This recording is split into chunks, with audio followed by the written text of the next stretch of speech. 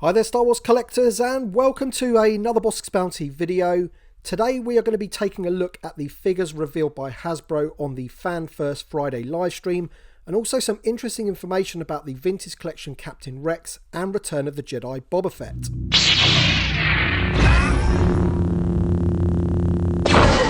So we have two Black Series figures and one Vintage Collection to look at, and before we get into this I did just want to ask, if you do happen to enjoy this video, please leave a like down below, as it really does help the video and the channel.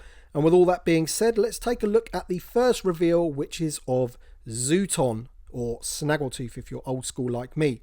So this figure was rumoured a few weeks back, and even then it was pretty obvious to me that this would be a straight repack from the figure that they brought out in the special action figure 3-pack set back in 2010/11.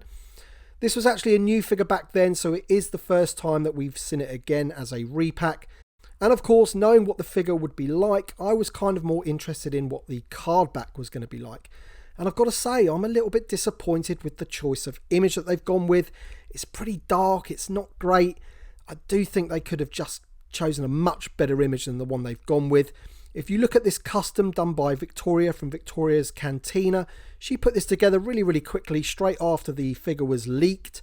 And essentially this looks a whole lot better, so I don't understand why they couldn't have gone with this image.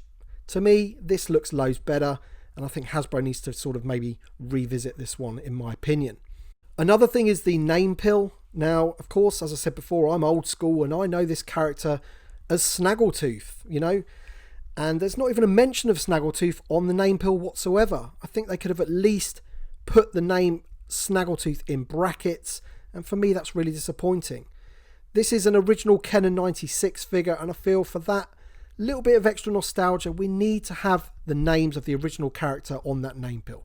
Minor gripes I do know, and I'm being probably a little bit picky, but attention to detail is all important for me with the Vintage Collection cards. Talking of card backs, the guys at Hasbro did address the upcoming Return of the Jedi Boba Fett card, you know, the one with the blue sky desert scene, and noted that due to fan feedback that there would be a running change of the image and name pill.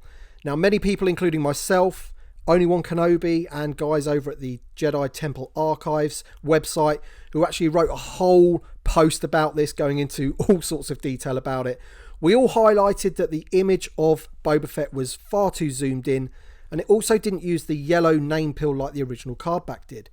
The good news is that Hasbro have listened to that feedback and will be willing to change it.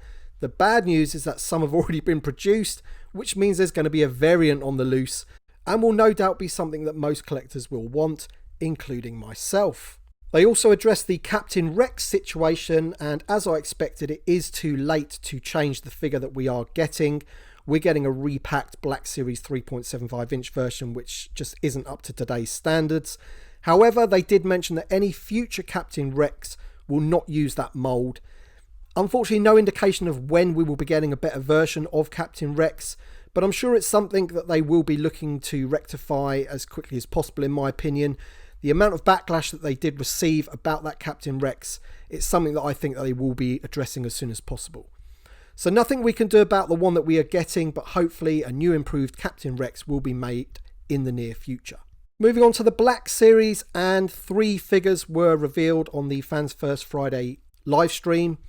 All of them from the Clone Wars, and pretty much all 3 of these were leaked earlier on in the day. First up, we have the Asajj Ventress, which I have to admit looks really good. This is something that I'm sure most collectors of the Vintage Collection would like in a 3.75 inch version, but until then we're going to have to make do with the 6 inch version. A great looking figure with a double lightsaber, and of course packed in that yellow themed Clone Wars box that we have seen all the other Clone Wars figures come in so far. Next up, we have 2 more Clone Wars figures, both from Season 7, and they are Hunter and Crosshair from the Bad Batch.